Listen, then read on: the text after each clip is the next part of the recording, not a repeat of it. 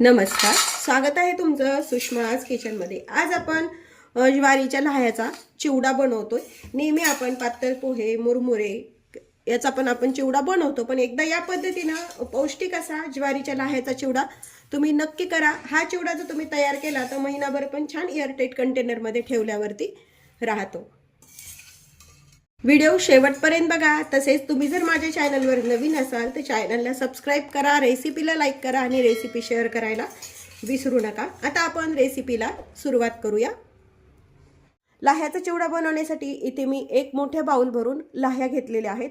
लाह्या घरी बनवलेल्या आहेत ह्या, त्यामुळे याच्यामध्ये वाळू वगैरे कचकचपणा अजिबात नाहीये। मार्केटच्या जर लाह्या तुम्ही आणल्या तर त्या थोड्याशा चाळून घ्या, त्यामध्ये थोडंसं वाळूचं कचकच असतं, त्यामुळे थोडंसं आपण जसे मुरमुरे वगैरे चालतो ना त्या पद्धतीने ते चाळून घ्यायचे आहेत।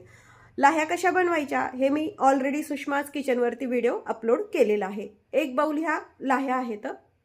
इथे मी एक कढई गरम करायला ठेवलेली आहे, त्यामध्ये तेल टाकून घ्यायचे। तेल थोडंसं चिवड्याला जसं वापरतो ना तसंच थोडं जास्त प्रमाणात वापरा। तेल व्यवस्थित गरम करून घ्यायचे। तेल गरम झाले, थोडीशी मोहरी टाकून घ्या आणि मोहरी छान तडतडू द्या।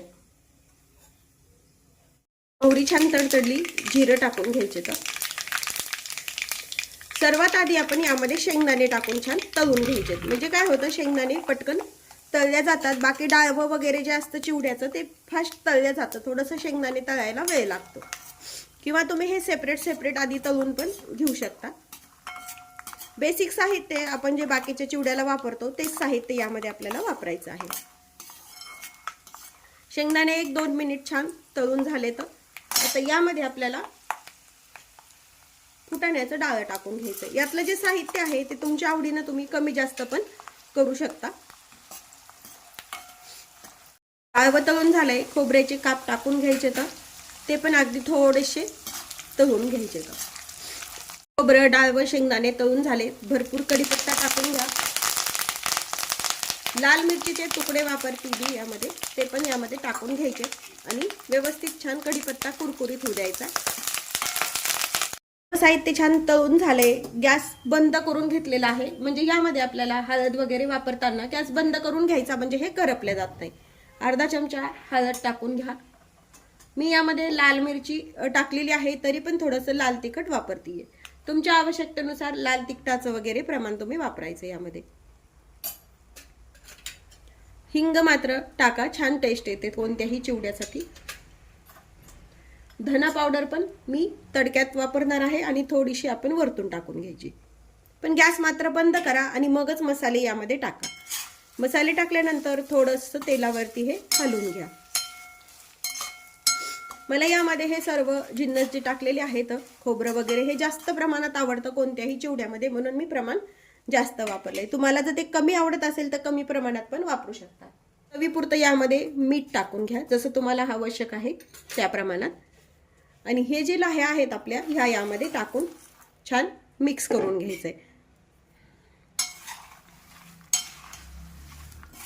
सर्व छान मिक्स झालंय। आता आपण गॅस सुरू करूया आणि उगी 2 मिनिट हे गरम असं आपल्याला करून घ्यायचंय। जास्तही गरम करू नका, नाहीतर लाह्या ह्या चिवट होतात।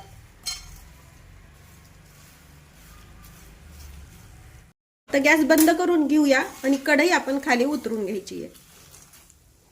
कढई आपण खाली काढून घेतलेली आहे। जरासा चिवडा आपल्या लाह्याचा थंड करून घ्यायचा आहे आणि वरतून छान पिठी साखर वगैरे आपल्याला टाकून घ्यायची। चिवडा छान थंड झाल्यावरच पिठी साखर टाका, नाहीतर याला पाक तयार होतो आणि चिवडा आपला जास्त काळ टिकत नाही। थोडीशी आमचूर पावडर किंवा मग सायट्रिक ॲसिड तुम्ही वापरू शकता, किंवा नाही वापरली तरी चालते। आणि पुन्हा हे छान मिक्स करून घेऊया। छान आंबट गोड चव छान येते चिवड्याची, त्यामुळे थोडंसं आमचूर पावडर आणि हे वापरल्यावर छान टेस्टी लागतो। व्यवस्थित आपण साखर आणि आमचूर पावडर मिक्स करून घेतली। हा चिवडा पूर्णपणे थंड झालेला आहे। एका एअरटाइट कंटेनर मध्ये जर भरून ठेवला आपण, बाकीचा चिवडा जसा महिनाभर छान टिकतो तसा हा चिवडा पण छान टिकला जातो। तयार आहे आपला खमंग आणि खुसखुशीत झटपट असा ज्वारीच्या लाह्याचा चिवडा। हा चिवडा आपण एका एअरटाइट कंटेनरमध्ये भरून ठेवला तर बरेच दिवस हा असाच खुसखुशीत राहतो। तुम्ही ज्वारीच्या लाह्यापासून कोणत्या कोणत्या रेसिपी तयार करता हे कमेंटमध्ये नक्की सांगा। तुम्ही जर माझ्या चॅनलवर नवीन असाल तर चॅनलला सबस्क्राईब करा, व्हिडिओला लाईक करा आणि व्हिडिओ शेअर करायला विसरू नका। अशाच नवीन रेसिपीसोबत पुन्हा भेटूया। तोपर्यंत बाय बाय। व्हिडिओ पाहिल्याबद्दल खूप धन्यवाद।